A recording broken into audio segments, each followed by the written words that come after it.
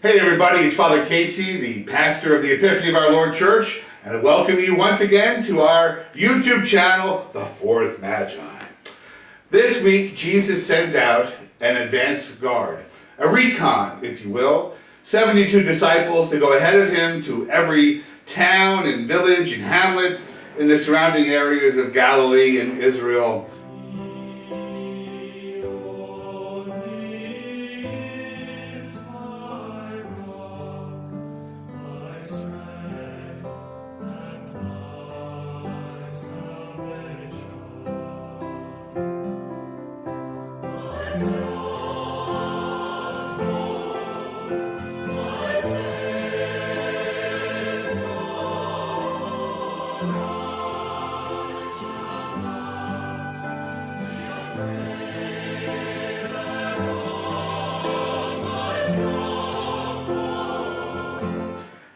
And the purpose is just to prepare the villages for him, basically.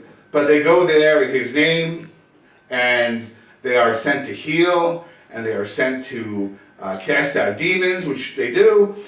But he gives them instructions, like don't take a money bag, don't wear more than one pair of sandals.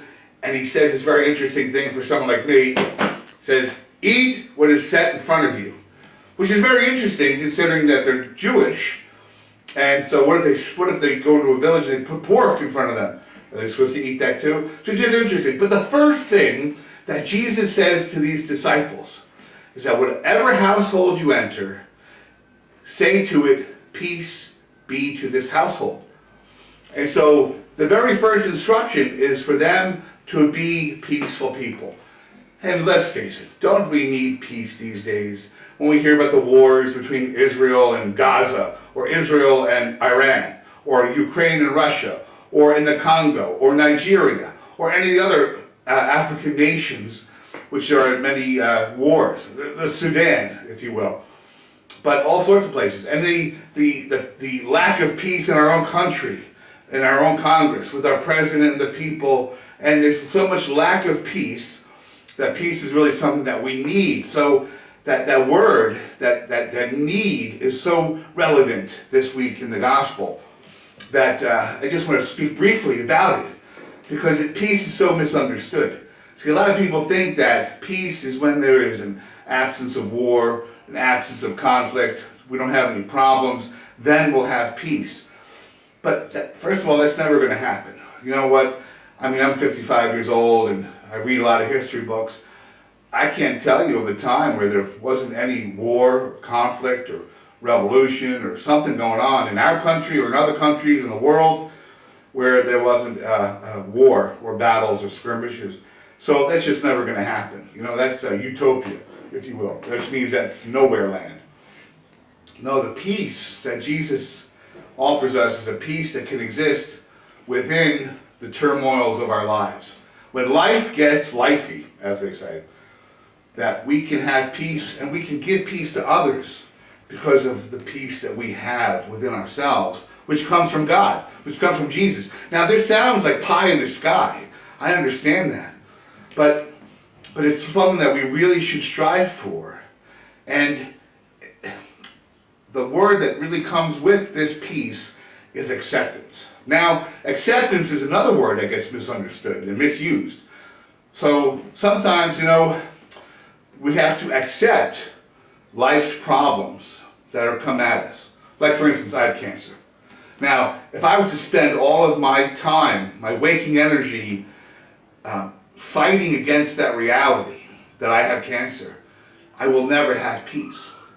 But I had to, and I have come to terms with the fact that I have cancer, and I live my life, and adjust and adapt accordingly to that reality, which gives me peace. Because to not accept that, I don't have peace. I'm in turmoil spiritually, mentally, emotionally, physically, arguing with people, doctors, nurses. I would have no peace.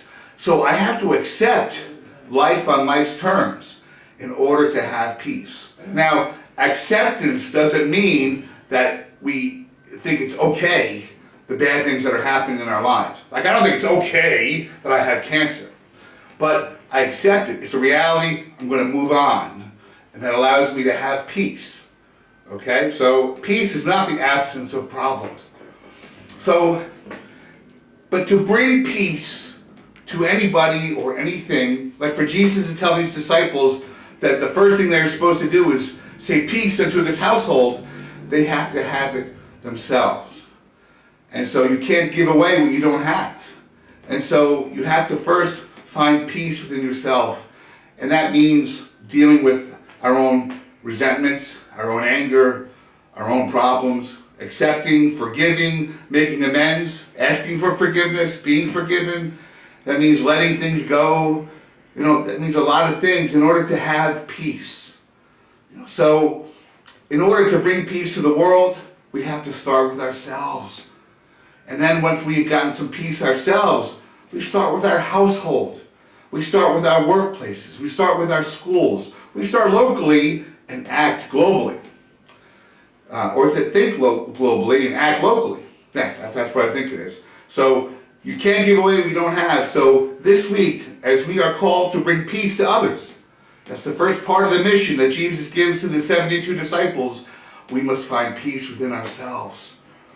So let's make peace with ourselves, our sinfulness, our problems. Let's make peace with our brothers and sisters that are closest to us. Because it's not our friends that we need to make peace with, but with our enemies. And most of all, we can be enemies with ourselves. So let's have that peace in order that we might bring it to every household that we enter. God bless and good luck. And happy 4th of July.